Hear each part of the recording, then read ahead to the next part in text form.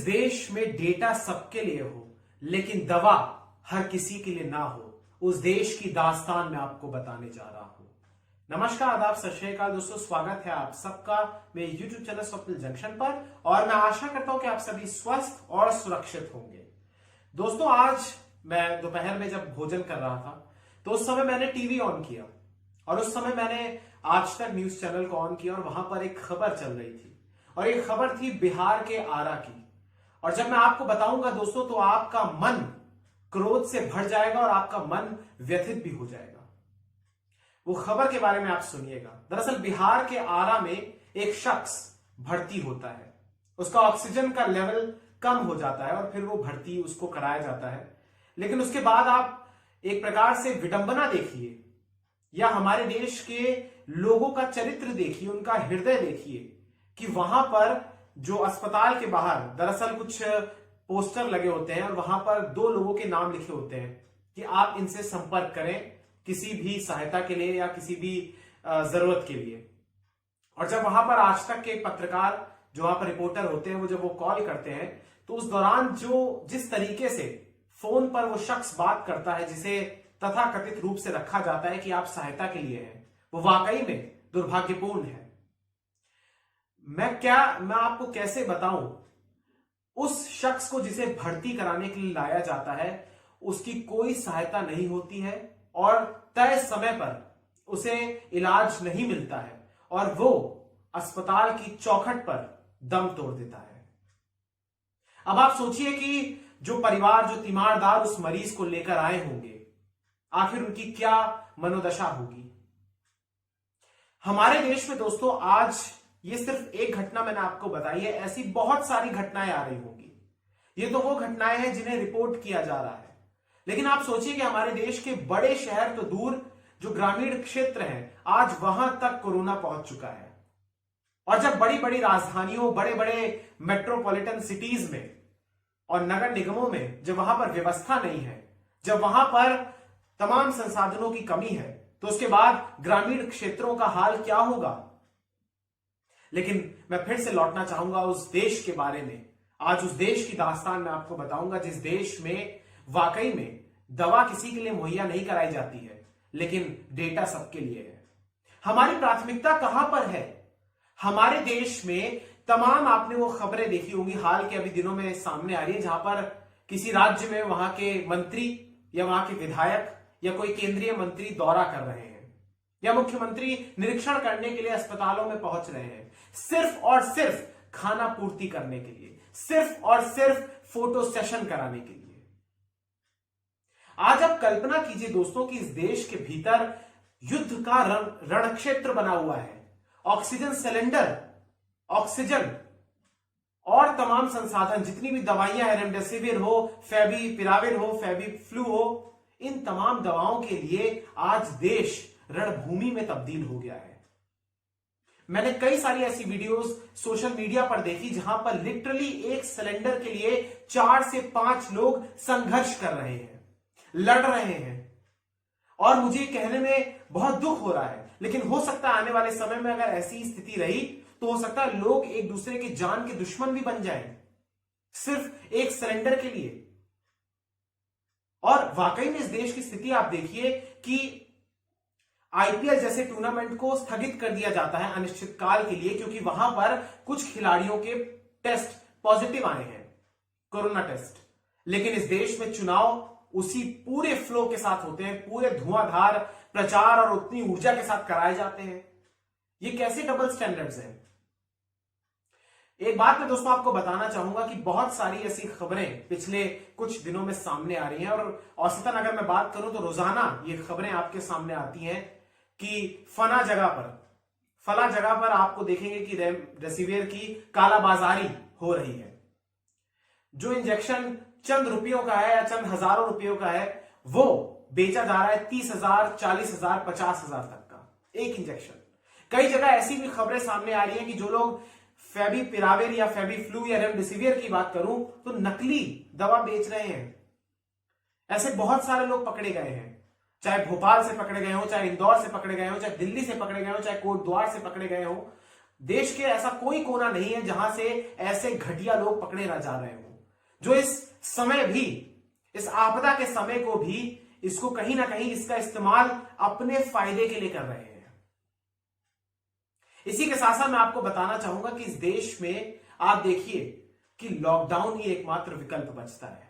मैं पूछना चाहता हूं हमारी सरकारों से, क्योंकि इस देश की जनता अगर आपको वोट देती है तो इस देश की जनता का यह अधिकार है कि वो आपसे प्रश्न पूछे कि आखिर आपने पिछले 1 बरस के दौरान आपने वो कौन सी तैयारियां करी। क्या हमारे मेडिकल एक्सपर्ट्स, क्या हमारे तमाम जो विशेषज्ञ हैं चिकित्सा के क्षेत्र के, क्या उन्होंने कभी भी इस बात का पूर्वानुमान नहीं दिया था? क्या जो बड़े बड़े सलाहकार हैं सरकार के पास, क्या उन लोगों ने कभी भी इस बात का पूर्वानुमान नहीं लगाया था कि देश में दूसरी लहर भी आएगी? और हो सकता है अगर देश में दूसरी लहर आई है तो संभव है कि देश में तीसरी लहर भी आ जाए। क्या उसके लिए हमारी सरकारें ऑक्सीजन जैसी बेसिक चीज, बेसिक संसाधन को मजबूत कर रही हैं? आप लगातार दोस्तों ये खबरों में देख रहे होंगे और आपके मन में प्रश्न भी आता होगा जब आप इन खबरों को देखते होंगे कि देश में ऑक्सीजन के उत्पादन को बढ़ाया जा रहा है। अब देश में एक खबर में पढ़ रहा था कि रोजाना 9000 मीट्रिक टन ऑक्सीजन का उत्पादन किया जा रहा है। यह भी बात कही जा रही है कि कई सारे नाइट्रोजन प्लांट्स को ऑक्सीजन प्लांट्स में तब्दील किया जा रहा है। लगातार आप देख रहे हैं कि किस प्रकार से विश्व भर से भारत की सहायता के लिए अलग अलग उपकरण आ रहे हैं, कॉन्सेंट्रेटर्स आ रहे हैं, ऑक्सीजन के प्लांट्स आ रहे हैं, मोबाइल प्लांट्स दुनिया के विभिन्न देशों से आ रहे हैं। लेकिन आपको धरातल पर स्थिति क्यों जस की तस दिख रही है? आज भी आप देखिए कि दिल्ली में लोग सड़कों पर मर रहे हैं। आईसीयू के बेड्स पर्याप्त नहीं है, ऑक्सीजन बेड्स पर्याप्त नहीं है, ऑक्सीजन के सिलेंडर पर्याप्त नहीं है। लोग लंबी लंबी कतारों में खड़े हुए हैं। आज भी 2 सप्ताह बीतने वाले हैं और स्थिति में यकीन मानिए कि किसी भी प्रकार का कोई सुधार नहीं है। पिछले करीब 10 दिनों से हाईकोर्ट लगातार सुनवाई कर रहा है, दिल्ली हाईकोर्ट की मैं बात कर रहा हूं, और उन्होंने यह भी कह दिया आज अपनी टिप्पणी में कि केंद्र सरकार आंखें बंद नहीं कर सकती है। लोग ऑक्सीजन की कमी से मर रहे हैं, कोई भी सरकार इतना संवेदनहीन रवैया नहीं दिखा सकती। केंद्र सरकार की आंखों में पट्टी हो सकती है, हमारी आंखों पर नहीं है। यह बात उन्होंने कही। कुछ समय पहले देश की अदालतों ने यह भी कहा कि पानी हमारे सर से ऊपर जा रहा है। पिछले 14 दिनों में जो देश की स्थिति बनी है, जो संक्रमण का आपने भयानक रूप देखा है, इसका कोई अंत अभी हाल के दिनों में नहीं दिख रहा है। लेकिन फिर भी इस देश में जो तैयारियां जिस रफ्तार से हो रही हैं, वो अभी भी धीमी गति से हो रही है। और मैं आपको बड़े दुख के साथ कहना चाहूंगा कि जिस प्रकार से आप ये आंकड़े देख रहे हैं कि देश में पिछले 2 दिनों से थोड़ा सा डिप आया है, जब 4 लाख से ज्यादा आंकड़े केसेस नए रिपोर्ट हुए थे, उसके बाद थोड़ा सा डिप आया। वो डिप इसलिए आया है क्योंकि जहां पिछले कुछ दिन पहले देश में रोजाना औसतन करीब करीब 19 लाख के आसपास टेस्ट हो रहे थे, वहीं धीरे धीरे ये आंकड़ा कम कर दिया गया। और जब आपने टेस्टिंग का आंकड़ा कम कर दिया तो यह स्वाभाविक सी बात है कि उसमें चंद हजारों का डिप आएगा। और उसको आप इस तरीके से प्रदर्शित कर रहे हैं कि देश में संक्रमण की रफ्तार सुस्त पड़ रही है, मामूली सुधार आ रहा है। आप टेस्ट की संख्या को बढ़ाइए। और कोरोना से बचाव का इलाज है क्या? या तो वैक्सीन है, वैक्सीन है नहीं पर्याप्त मात्रा में, क्योंकि आपको पूर्वानुमान ही नहीं था। आपने उस प्रकार से फंड्स सही समय पर हमारी वैक्सीन निर्माता कंपनियों को दिए ही नहीं, और ना उन्होंने मांगे। जनवरी, फरवरी या उससे पहले दिसंबर के महीने में आप सोचिए, हमारे देश की सरकारें, हमारे देश का जो सिस्टम है या हमारे देश के जो अस्पताल हैं, क्या उन लोगों का रवैया उस टाइम ऐसा था? वो कितने केयरफ्री हो गए थे? और विशेष रूप से मैं सरकारों पर ब्लेम डालूंगा, क्योंकि ये सरकारों की ही जिम्मेदारी होती है कि वो अपने अस्पतालों को कम से कम दुरुस्त करें, अपनी व्यवस्था को कम से कम दुरुस्त करें। आज आप लगातार देख रहे हैं कि ऑक्सीजन एक्सप्रेस चलाई जा रही है एक कोने से दूसरे कोने में। आज आप लगातार देख रहे हैं कि वायुसेना हो या थल सेना हो या नौसेना हो या तमाम डीआरडीओ हो या सशस्त्र सेना के हमारे जवान हो, पुलिस हो, ये तमाम युद्ध स्तर पर इस समय ऑक्सीजन को इधर से उधर ट्रांसफर कर रहे हैं। लेकिन फिर भी धरातल पर स्थिति परिवर्तित नहीं हो रही है, क्योंकि इस देश की व्यवस्था ही इतनी चरमरा चुकी है। हमारे देश में कभी इस बात को सोचा ही नहीं, लेकर इस बारे में सोचा ही नहीं गया कि कभी इस देश के स्वास्थ्य तंत्र को भी मजबूत किया जाए, उसे सुदृढ़ बनाया जाए। और अगर तीसरी लहर आ जाए तो कम से कम ये तो मैं हाथ जोड़ के हमारे जो भी लोग इस वीडियो को देख रहे हैं उसे शेयर कीजिएगा। और मैं हाथ जोड़कर अगर कोई भी जनप्रतिनिधि इस देश का देख रहा है इस वीडियो को, मैं कहना चाहूंगा कि आप कम से कम अपने स्वार्थ से ऊपर उठकर कम से कम इस देश के लोगों का जो हालत है उस पर नजर रखिए, उस पर ध्यान दीजिए। अमीरों को इलाज बेहतरीन अस्पतालों में मिल जाएगा, लेकिन उन गरीबों का क्या जो सड़कों पर मर रहे हैं। इस देश में तो जब कोई बच्चा पैदा होता है, चाहे वो गरीब के घर में पैदा हो या फिर अमीर के घर में, उसको तो मौलिक अधिकार मिल जाते हैं, उसके तो मानवाधिकार उसके जन्म से ही आ जाते हैं उसके पास। लेकिन क्या सही मायनों में उसे जीने का अधिकार मिल पा रहा है? मन व्यथित हो जाता है जब तस्वीरें देखता हूं। जब आज ये रिपोर्ट देखी बिहार के आरा की, और जब कल एक रिपोर्ट और मैंने देखी, एक खबर और सुनी जो कि कर्नाटक के चामराजगंज से सामने आई, चामराजनगर से माफ कीजिएगा। वहां पर एक अस्पताल में 24 मरीजों की मौत हो गई ऑक्सीजन की किल्लत से। आप ये कल्पना कर सकते हो। इससे पहले देश की राजधानी दिल्ली के भी कई अस्पतालों से ऐसी खबरें आई, जिसमें बत्रा अस्पताल था, जिसमें जयपुर गोल्डन अस्पताल था, जिसमें जो एलएनजेपी अस्पताल था, वहां से ऐसी खबर सामने आई कि लोग ऑक्सीजन की कमी से मर रहे हैं। सोचिए उनके तीमारदारों पर जो परिजन उनको लेकर आते होंगे, वो किस उम्मीद से अस्पताल में लेकर आते होंगे, और वहां पर अस्पताल के पास ऑक्सीजन नहीं है। और केंद्र सरकार जितना आवंटन कर रही है, एक तो सही समय पर वो आवंटन नहीं कर रही, और जब उसको आवंटन कर रही है तो वो जिस राज्य की जो डिमांड है, अगर मैं उदाहरण के तौर पर दिल्ली की बात करूं तो दिल्ली की डिमांड रोजाना इस समय 900 मीट्रिक टन की हो गई है बकौल मुख्यमंत्री अरविंद केजरीवाल। लेकिन केंद्र सरकार से जो आवंटित की गई है वो तकरीबन 590 मीट्रिक टन ऑक्सीजन है, और आपूर्ति हो रही है करीब करीब 300-320 मीट्रिक टन की। अब आप सोचिए कि दिल्ली में कितने अस्पताल हैं, कितने मरीज वहां पर आ रहे हैं, और कितनों को उनमें ऑक्सीजन की जरूरत है, और यह पर्याप्त मात्रा में दी जा रही है ऑक्सीजन। मतलब महामारी तो एक है ही, साथ में इस देश का जो कुप्रबंधन है शासन प्रशासन का, वो ज्यादा जाने ले रहा है। आज हर तरफ कोहराम है, परिवार खत्म हो गए, वीरान पड़े हैं इस देश के अनेकों सैकड़ों असंख्य परिवार। लेकिन क्या इस देश की सत्ता, क्या इस देश का विपक्ष, क्या इस देश के वो लोग जिनके हाथों में शक्ति है, क्या वो अपने स्वार्थ से ऊपर उठकर क्या काम कर रहे हैं? और अगर काम कर रहे हैं तो धरातल पर उसका असर क्यों नहीं दिखता? बहुत सारे ऐसे मंत्रियों के वीडियो वायरल हैं जो अस्पताल में निरीक्षण करने आते हैं, और उनसे कोई अगर वहां अस्पताल की कुव्यवस्था के बारे में बात कर दे तो वो उनसे दुर्व्यवहार करते हैं, उनको धमकी देते हैं। मतलब इस देश का जो नागरिक है, आम नागरिक है, वो इतना असहाय हो जाए कि वो अपना दुख भी कहीं प्रकट ना कर सके।